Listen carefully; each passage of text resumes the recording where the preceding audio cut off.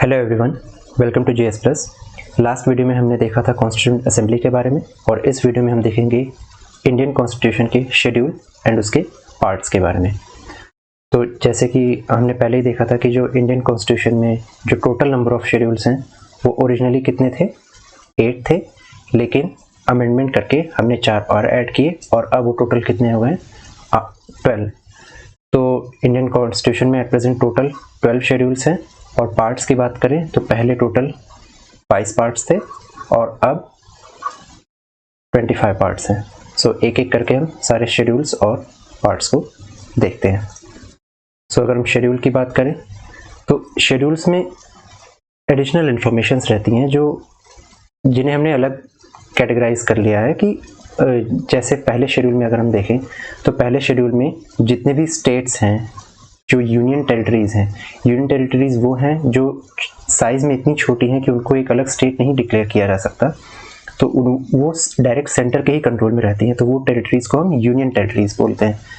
तो जितने भी स्टेट्स हैं और जितने भी यूनियन टेरिटरीज़ हैं उनके नाम हैं पहले शेड्यूल में, फर्स्ट शेड्यूल में, और उन स्टेट्स और यूनियन टेरिटरीज़ का जो रिस्पेक्टिव ज्यूरिसडिक्शन है वो भी फर्स्ट शेड्यूल में मेंशन्ड है।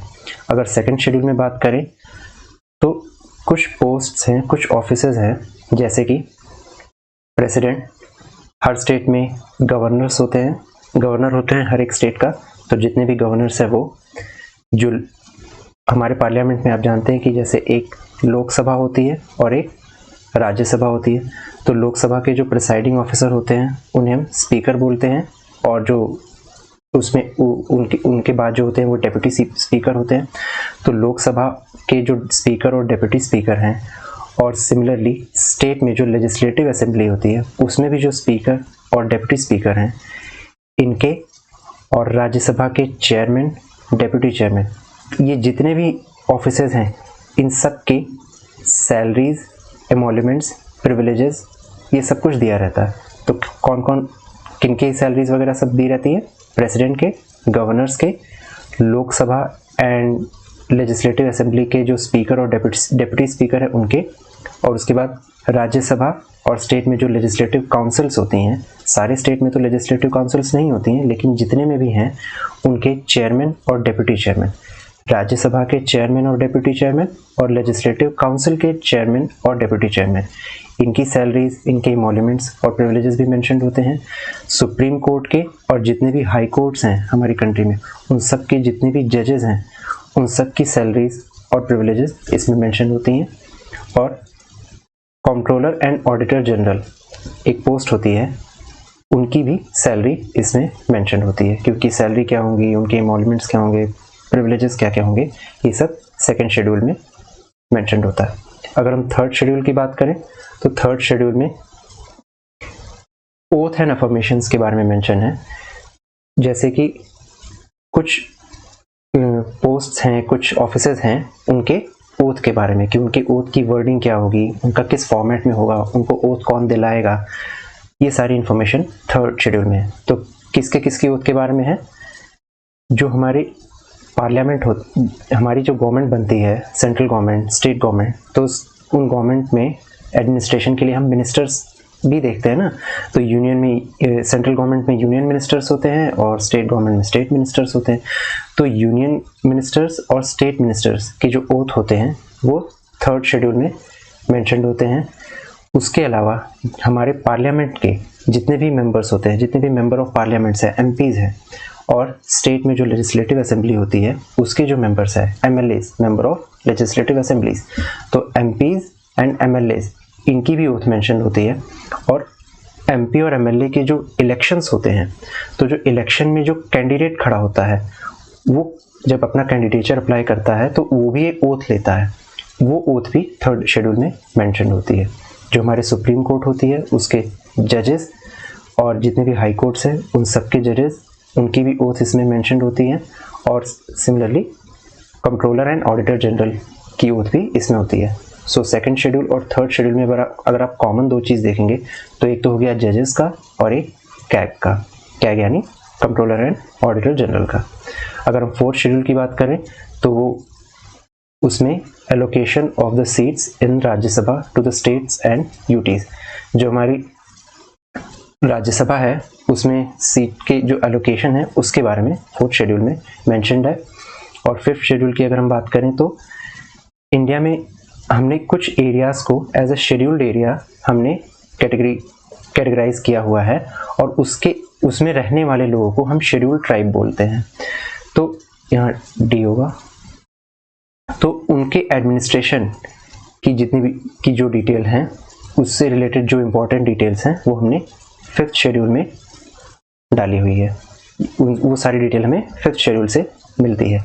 अगर हम 6th शेड्यूल की बात करें तो 6th शेड्यूल में जैसे हमने 5th में देखा ना कि जो शेड्यूल्ड एरियाज़ हैं उनके एडमिनिस्ट्रेशन से रिलेटेड 6th शेड्यूल में हम मेनली 4 मेन स्टेट्स जैसे कि आसाम, मेघालय, त्रिपुरा एंड मिजोरम, इनके जो ट्राइबल एरियाज़ हैं इनके एडमिनिस्ट्रेशन से हम डील करते हैं इन 6th शेड्यूल।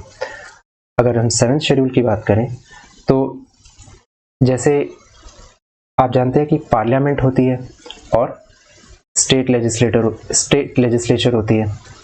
तो ये जो 7th शेड्यूल होती है इसमें 3 लिस्ट दी होती है।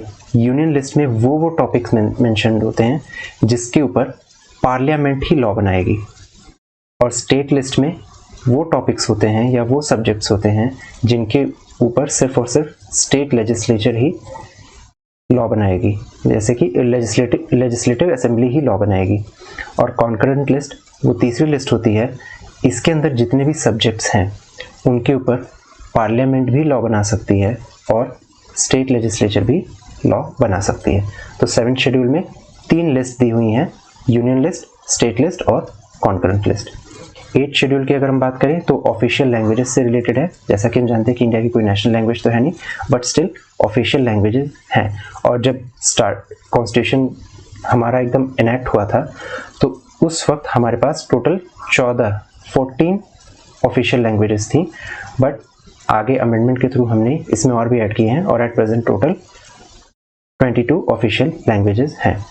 तो जब हमारा कॉन्स्टिट्यूशन बना था तो ओरिजिनली तो उसमें सिर्फ 8 शेड्यूल ही थे, लेकिन जैसे जैसे टाइम आगे बढ़ा हमने और भी जैसे नई सिचुएशन आती गई ज़रूरत के हिसाब से हमने और भी उसमें शेड्यूल्स ऐड किए।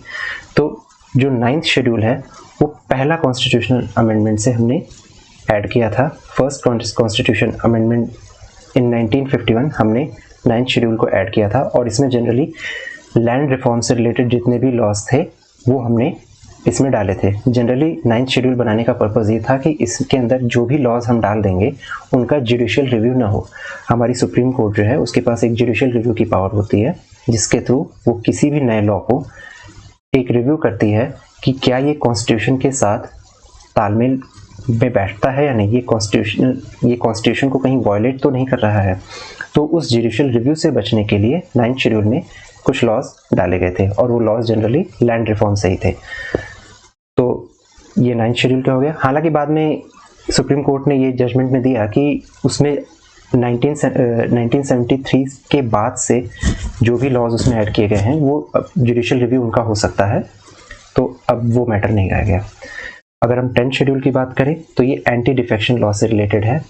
आप जानते हैं कि जैसे यहाँ पे पॉलिटिशियंस जो हैं वो आए दिन पॉलिटिकल पार्टी न बदलने एंड मौके पे पॉलिटिक्स में एक स्टेबिलिटी रहनी चाहिए, उस चीज़ को ध्यान में रखते हुए एंटी डिफेक्शन लॉ लाया गया और वो 10th शेड्यूल में उसको रखा गया और ये अमेंडमेंट किया गया। ये 52nd अमेंडमेंट था और ये इन 1985 किया गया।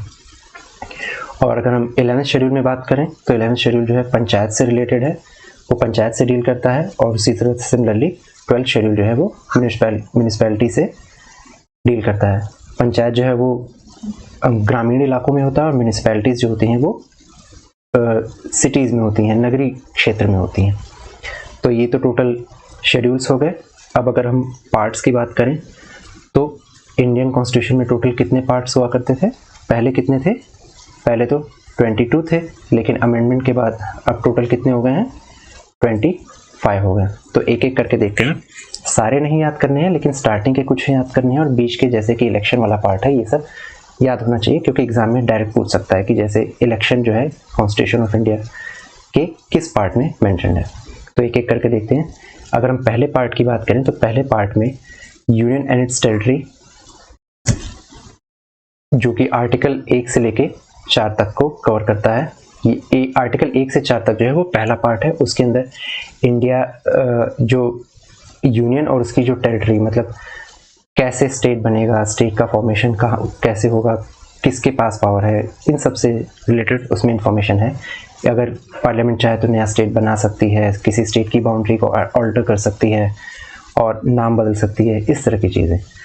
सेकेंड पार्ट की अगर हम बात करें तो वो सिटीजनशिप से डील करता है, और इसमें जो टोटल आर्टिकल हैं वो आर्टिकल 5 से लेके 11 तक हैं, और ये सेकेंड पार्ट में आता है जो कि सिटीजनशिप से डील करता है। अब सिटीजनशिप डिफाइन हो गई तो ऑफ कोर्स उन सिटीजन्स के कुछ फंडामेंटल राइट्स भी होंगे, और वो फंडामेंटल राइट्स आते हैं पार्ट 3 में, जो कि आर्टिकल 12 से लेके 35 तक में कवर होते हैं। ये सिटीजनशिप, फंडामेंटल राइट्स, ये सारे हम लोग इंडिविजुअल वीडियो में देखेंगे। अभी हम केवल पार्ट्स का ओवरव्यू ले रहे हैं। अगर हम फोर्थ पार्ट की बात करें तो ये है directive principles of state policy.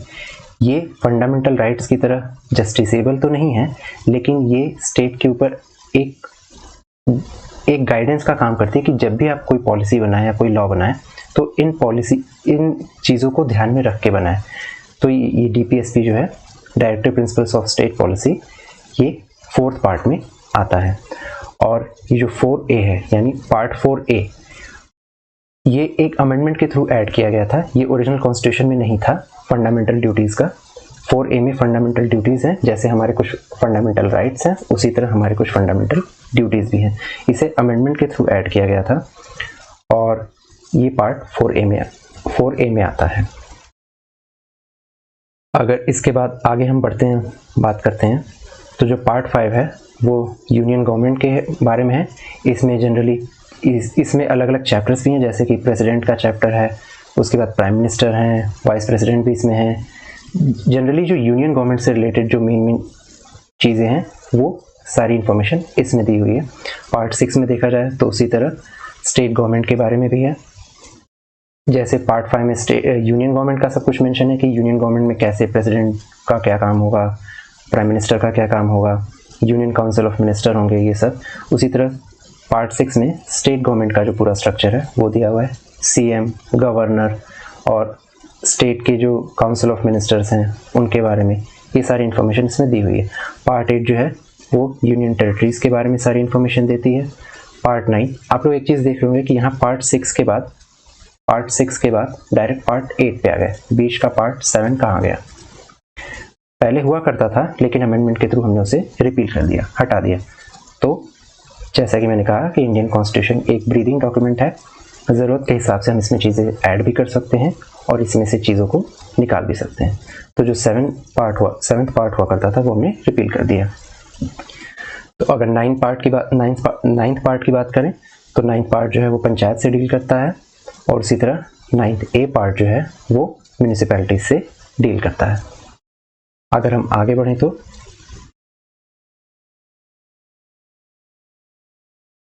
आगे बढ़ने पे जो 9th B पार्ट है वो किसके बारे में बताता है? वो पार्ट जो है कोऑपरेटिव सोसाइटीज से रिलेटेड है, और इसमें जो आर्टिकल्स हैं वो 243Z से 243ZT तक कवर होता है। पार्ट 10 में अगर देखा जाए तो शेड्यूल्ड एंड ट्राइबल एरियाज के बारे में है। पार्ट 11 जो है वो यूनियन और स्टेट के बीच का जो रिलेशन है उसको डिफाइन, उससे रिलेटेड जितने भी इंफॉर्मेशन है, प्रोविजंस हैं, वो पार्ट 11 में दी हुई है। अब यूनियन में तो अपनी गवर्नमेंट बनी है, स्टेट में अपनी गवर्नमेंट बनी है, लेकिन उनको आपस में मिलके कैसे फंक्शन करना है, किसके पास किस एरिया में किसके पास ज़्यादा पावर है, या कैसे उनके बीच आपस में तालमेल बैठेगा, ये पार्ट 11 में डील होता है। उसी तरह 12 जो है वो फाइनेंस, प्रॉपर्टी, कॉन्ट्रैक्ट्स, इन सबसे रिलेटेड है। 13 जो है वो trade, commerce, intercourse with in the territory of India, की अंदर ट्रेड कैसे होगा, स्टेट और का स्टेट से कैसे होगा, ये सारी इंफॉर्मेशन पार्ट 13 में मिल जाती है। अगर पार्ट 14 की बात करें तो जितनी भी सर्विसेज हैं यूनियन गवर्नमेंट और स्टेट गवर्नमेंट के अंदर में, उनका कैसे, उनसे रिलेटेड जितने भी प्रोविजन है वो पार्ट 14 में है। 14A में अगर देखें तो ट्रिब्यूनल्स हैं, और पार्ट 15 ये इम्पॉर्टेंट है, ये इलेक्शन से डील करता है, और इलेक्शन हमारी कंट्री में कैसे होंगे, कौन हमारी इलेक्शन को कंडक्ट कराने वाली बॉडी कौन सी होगी, जैसे कि इलेक्शन कमीशन ऑफ इंडिया, वो किसके किसके इलेक्शन कंडक्ट कराएगी, ये सारे पार्ट 15 में इनकी डिटेल दी हुई है। उसी तरह पार्ट 16 में कुछ स्पेशल प्रोविजंस हैं जो कि अलग अलग क्लासेस से रिलेटेड हैं, और पार्ट 17 जो है वो ऑफिशियल लैंग्वेज से रिलेटेड है। उसमें ऑफिशियल लैंग्वेज से रिलेटेड जितने भी आर्टिकल्स हैं वो दिए हुए हैं। अगर उसके आगे हम देखें पार्ट 18, तो पार्ट 18 जो है वो इमरजेंसी प्रोविजंस है। इमरजेंसी को भी हम लोग एक अलग से वीडियो में देखेंगे कि कंट्री में इमरजेंसी भी जैसे 3 टाइप की इमरजेंसी होती है ना, एक नेशनल इमरजेंसी होती है, एक फाइनेंशियल इमरजेंसी होती है और एक प्रेसिडेंट्स रूल होता है। तो इन तीनों को भी हम इमरजेंसी के चैप्टर में अलग से देखेंगे, उसके लिए अलग वीडियो देखेंगे। पार्ट 19 जो है वो मिसलेनियस टॉपिक्स में है। पार्ट 20 जो है वो कॉन्स्टिट्यूशन में कभी अमेंडमेंट करना होगा, जैसे अमेंडमेंट करके हमने शेड्यूल्स इसमें ऐड किए हैं और पार्ट्स ऐड किए हैं, तो अमेंडमेंट कैसे होगा उससे रिलेटेड सारे एक ही आर्टिकल है 368, और उसी में पूरे प्रोविजन दिए हैं कि कैसे अमेंडमेंट होगा। और पार्ट 21 में अगर हम देखें तो जो टेम्परेरी प्रोविजंस हैं, जैसे कि आपने देखा होगा कि आर्टिकल 370 ये क्या था, एक टेम्परेरी प्रोविजन था जिसको एब्रोगेट किया गया। तो वैसे जितने भी टेम्परेरी प्रोविजंस हैं या स्पेशल प्रोविजंस हैं वो पार्ट 21 में आते हैं, और पार्ट 22 जो है वो शॉर्ट टाइटल कमेंसमेंट और इन सब से रिलेटेड है। तो इसमें से सारे तो इम्पॉर्टेंट नहीं है एग्जाम पॉइंट ऑफ व्यू से, लेकिन जैसे कि इमरजेंसी वाला, इलेक्शन वाला और स्टार्टिंग के जो 5-6 हैं वो पार्ट्स इम्पॉर्टेंट है। आप यहाँ पे देख रहे होंगे कि यहाँ पे तो टोटल 22 ही दिए हैं, लेकिन मैंने तो बोला है कि एट प्रेजेंट 25 पार्ट्स हैं। लेकिन अगर आप गौर से देखें तो पीछे के कुछ स्लाइड्स में कुछ था ना, जैसे एक 4 है तो 4A है ना, तो हमने जो चीज़ें एक्स्ट्रा ऐड की हैं वो आगे हमने एक लेटर लगा के, कैपिटल लेटर में, जब भी किसी नंबर के आगे कैपिटल लेटर लगा हो तो वो एक अमेंडमेंट होता है। तो अगर आप काउंट करेंगे तो टोटल 5, 10, 15, 20 और 25, तो टोटल 25 पार्ट्स हैं। तो ठीक है, इस वीडियो में इतना ही। अब नेक्स्ट वीडियो में हम लोग देखेंगे कि जो हमारे कॉन्स्टिट्यूशन है, हमारा जो कॉन्स्टिट्यूशन है वो उसके सोर्सेज क्या क्या हैं। So thank you.